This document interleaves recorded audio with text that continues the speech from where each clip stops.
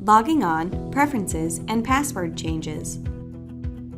Upon completion of your employer group's elections and setup, you will have access to our secure HR portal. Shortly after your employer group setup, you will receive an email from our IT department providing you with a portal link, along with your username and temporary password to log on. This email will also come with how-to video links to help you navigate and use our portal. To log in, click the link in the email, which will bring you to the main login page. Here, enter the username and temporary password that was provided to you in the email. Once your username and temporary password have been entered, click Login.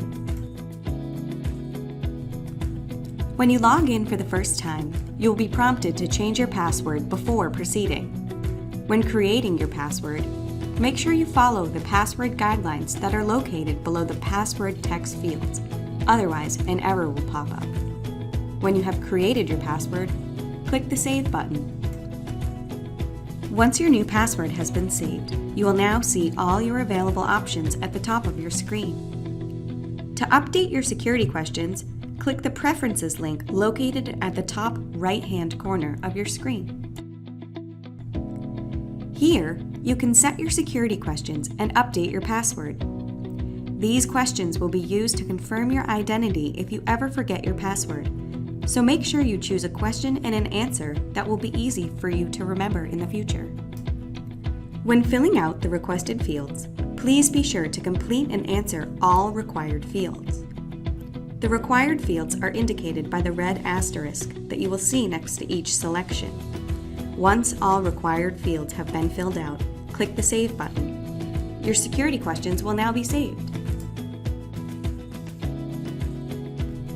If you wish to change your password in the future, you can do this at any time.